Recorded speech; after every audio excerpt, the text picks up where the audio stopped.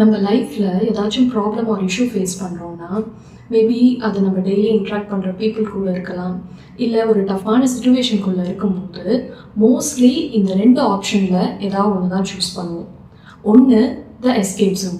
இப்போ நம்ம ஒரு விஷயம் பண்ணிகிட்ருக்கோம், அதில் நம்ம எவ்வளோ பேஷனேட்டாக இன்ட்ரெஸ்டடாக இருந்தாலும் அது பண்ணுறது மூலமாக நமக்கு நிறைய ஹாப்பினஸ் கிடைச்சாலும் அந்த ப்ராசஸில் எனக்கு இவ்வளோ ப்ராப்ளம் வருது, என்னால் இதெல்லாம் ஹேண்டில் பண்ண முடியாதுன்னு அதை அப்படியே விட்டுட்டு போயிடுவோம். உள்ளுக்குள்ளே அந்த பெயின் அண்ட் ரிக்ரெட் இருக்கும். பட் ஸ்டில் அதெல்லாம் இல்லை, எனக்கு பெட்டர் ஆப்பர்ச்சுனிட்டிஸ் வரும், பெட்டர் ஆப்ஷன்ஸ் கிடைக்கும்னு நம்மளே கன்வின்ஸ் பண்ணிப்போம். பட் ஏன் நம்மளால நின்று அந்த இடத்துல இதை ஃபேஸ் பண்ண முடியல அப்படின்ற ஒரு கில்ட் நம்ம கூடவே ட்ராவல் ஆகிட்டு இருக்கோம். ரெண்டாவது த ப்ரிகாஷன் ஜோன். இப்போ சில ப்ராப்ளம்ஸ்லாம் அப்போ தான் லைட்டாக தலை தூக்கும், ஆனால் அதுக்குள்ளேயே ஐயோ கான்சிக்வன்சஸ் மோசமாயிடுச்சுன்னா ஹேண்டில் பண்ணுறதுக்கு டிஃபிகல்ட் ஆகிடுமோன்னு அந்த பயத்தில் எக்ஸசிவாக ரியாக்ட் பண்ணி ஆக்ஷன் எடுக்கிறோங்கிற பேரில் தேவையில்லாத சில வேலையெல்லாம் பண்ணி வச்சுருவோம்.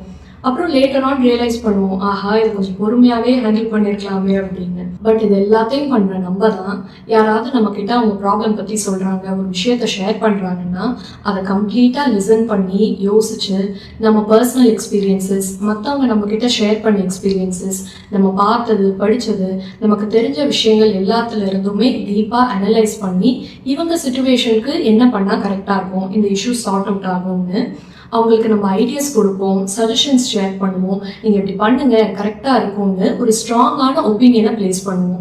நான் one thing is very clear from this. இப்போ ஒருத்தங்க அவங்க இஷ்யூஸ் பற்றி நம்மக்கிட்ட ஷேர் பண்ணுறாங்கன்னா நமக்கு தெரியும் அந்த ப்ராப்ளம்க்கும் நமக்கும் எந்த வித சம்மந்தமும் இல்லை. Me and that problem are two different திங்ஸ்னு நம்ம மைண்டில் ஸ்ட்ராங்காக ரெஜிஸ்டர் ஆகிருக்கு.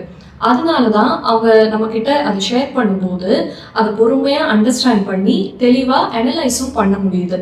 ஓகே இதுதான் அவங்க சிச்சுவேஷன், அதில் இத்தனை சேலஞ்சஸ் இருக்குது, ஆனால் இத்தனை பாசிபிலிட்டிஸும் இருக்குது, அவங்க இப்படி பேசினா கரெக்டாக இருக்கும், இது பண்ணால் சரியாக வரும்னு ஒரு கிளாரிட்டியோட நம்மளால அவங்கக்கிட்ட பேச முடியுது. ஸோ ஆப்வியஸ்லி இந்த கிளாரிட்டி நம்ம விஷயங்கள்ல அப்ளை ஆகணும்னா we need to isolate that problem from us. சொல்லும் போது இது ஈஸியாக இருக்கலாம், பட் தென் இப்போ ஒரு ப்ராப்ளம் நம்ம ஃபேஸ் பண்ணுறோன்னா கொஞ்சம் அதை பற்றி யோசிப்போம் இல்லையா, அந்த திங்கிங் பீரியட் இருக்கும்ல, அட்லீஸ்ட் அந்த நேரத்துலையாச்சும் இந்த ப்ராப்ளமை ஒரு தேர்ட் பார்ட்டி பாயிண்ட் ஆஃப் வியூலேருந்து பார்க்கும்போது கொஞ்சம் அது என்னன்னு நம்மளால அண்டர்ஸ்டாண்ட் பண்ண முடியும், அந்த கிளாரிட்டி கிடைக்கும். ஓகே இது நம்ம நினைக்கிற அளவுக்கு இன்டென்ஸாக இல்லை, மேனேஜபிள் தான்னு உள்ளுக்குள்ள ஒரு கான்ஃபிடென்ஸ் பில்ட் ஆகும்.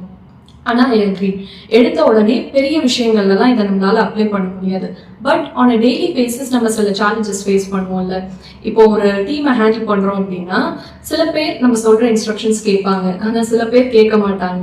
அந்த இடத்துல அந்த ஃப்ரஸ்ட்ரேஷன் சம்டைம்ஸ் நம்ம பிஹேவியரில் தெரியும், நம்ம ஃபேஸ்லேயுமே நல்லா காமிச்சு கொடுத்துரும்.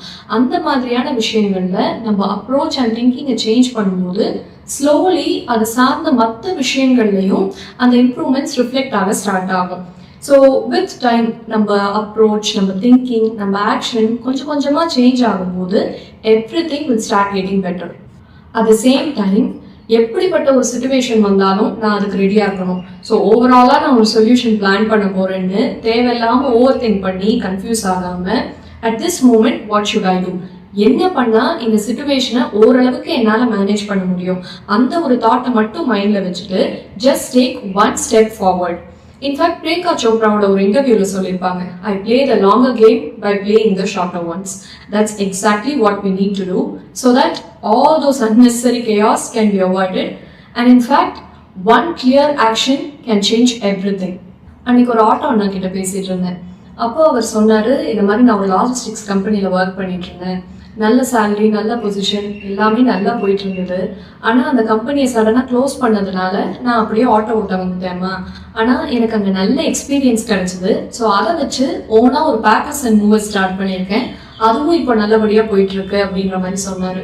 இன்ஃபேக்ட் எனக்கு அந்த ட்ராவலே ரொம்ப பிடிச்சிருந்தது. ஏன்னா அவரோட எக்ஸ்பீரியன்சஸ், எஸ்பெஷலி அவர் கஸ்டமர் அப்ரோச், அவரோட perspectives towards different things of life, இது எல்லாமே எனக்கு ஒரு ஸ்ட்ராங்கான இம்ப்ரெஷனை கிரியேட் பண்ணுச்சு. ஏன்னா இதை பற்றி நினச்சி அப்படியே டிமோட்டிவேட் ஆகாமல் ஓகே இப்படி நடந்துருச்சு, பட் என்கிட்ட எக்ஸ்பீரியன்ஸுங்கிற ஒரு வேல்யூ இருக்குது, அதை வச்சு நான் அடுத்து என்ன பண்ண போகிறேன் அப்படின்ற ஒரு ஃபார்வர்ட் திங்கிங் மைண்ட் செட் இருந்ததுனால தான் he was able to improve his life despite all these challenges. இப்போ நான் ஸ்டார்டிங்கில் சொல்லியிருந்தேன்ல, சில விஷயத்தெல்லாம் கொஞ்சம் அப்படியே ஃப்ரீயாக விட்டுட்டாலே அதுவே சார்ட் அவுட் ஆகிடும்னு. இப்போ டைம் ஹீல்ஸ் எவ்ரிதிங்னு சொல்லுவாங்கல்ல, தட் இஸ் ஆக்சுவலி ட்ரூ. ஏன்னா ஒருத்தர்கிட்ட நம்ம என்னதான் போய் பேசி கன்வின்ஸ் பண்ண நினைச்சாலோ, இல்லை ஒரு ஸ்டெப் எடுத்து வைப்போம் சரியாயிடும்னு நம்ம ஒரு ஆக்ஷன் எடுத்தாலும் கொஞ்சம் அந்த டைம் அண்ட் ஸ்பேஸ் சில விஷயங்களுக்கு தேவைப்படும். இப்போ 2 பேருக்கு நடுவில் ப்ராப்ளம்னா உடனே அதுக்கு ரியாக்ட் பண்ணி அதை பற்றி மற்றவங்க கிட்ட பேசி இல்லை நம்மளே ஓவர் திங்க் பண்ணி அது இன்னும் வேர்ஸ் தான் ஆகும். அதுக்கு பதிலாக கொஞ்சம் சைலண்ட் ஸ்பேஸ் கொடுக்கும்போது ஆப்போசிட் பார்ட்டியை அண்டர்ஸ்டாண்ட் பண்ணுறதுக்கான மெச்சூரிட்டி அண்ட் பேஷன்ஸ் நமக்குள்ள பில்ட் ஆகும். மேபி அவங்களே கூட நம்ம கிட்ட வந்து பேசலாம். ஸோ கொஞ்சம் கொஞ்சமாக அந்த இன்டென்சிட்டி குறைஞ்சு எல்லாமே மெல்ல மெல்ல அப்படியே செட்டில் ஆகும். இல்லை இப்படியும் நடக்கலாம். சில பேர் பார்த்துப்போம்ல, அவங்க மேலே எத்தனை விமர்சனங்கள் வச்சாலும் என்னோட கோல் இதுதான், நான் இதுக்காக தான் வந்திருக்கேன்னு தேவையில்லாமல் அவங்க அதுக்கு ரியாக்ட் பண்ணி டைம் வேஸ்ட் பண்ணாமல் ஜஸ்ட் அவங்களோட கோல் நோக்கி முன்னேறி போயிட்டே இருப்பாங்க. அவங்க அடுத்தடுத்த கட்டம் போகும்போது ஆட்டோமேட்டிக்காக இந்த நாய்ஸ் எல்லாமே ஃபேட் அவுட் ஆகிடும். ஒவ்வொருத்தரோட ஸ்டோரிஸுமே டிஃப்ரெண்ட், சிச்சுவேஷன்ஸ் டிஃப்ரெண்ட். அதெல்லாம் பார்க்கும்போது நம்ம லைஃப் எந்த அளவுக்கு பிளெஸ்டுன்னு நமக்கு தோணும். இன்ஃபேக்ட் நம்ம லைஃப் ஜேர்னியை பார்க்கும்போதே நமக்கு சில நேரம் ஆச்சரியமாக இருக்கும். ஏன்னா எப்படி இதெல்லாம் நம்ம கடந்து வந்தோம், எப்படி இதை நம்ம ஃபேஸ் பண்ணோம், இதெல்லாம் இவ்வளோ காம்ப்ளிகேட்டட்னு நினச்சோமே ஆனால் ஈஸியாக ஹேண்டில் பண்ணிட்டோமேன்னு சில ரியலைசேஷன்ஸ் நமக்கு வரும். ஸோ இதை பார்க்கும்போது one thing is definitely clear. At every stage of life எந்த ஒரு ப்ராப்ளமையும் ஹேண்டில் பண்ணுறதுக்கான மெச்சூரிட்டி அண்ட் ஸ்ட்ரென்த் நமக்குள்ளே இருந்திருக்கு. So what ever that you're going through right now, please அதை பற்றி ரொம்ப ஸ்ட்ரெஸ் எடுத்துக்காம this challenge is taking me to the next level, இதை என்னால் கண்டிப்பாக கடந்து வர முடியும்னு ஒரு தன்னம்பிக்கையோட take your steps forward. Definitely you will be proud of you one day.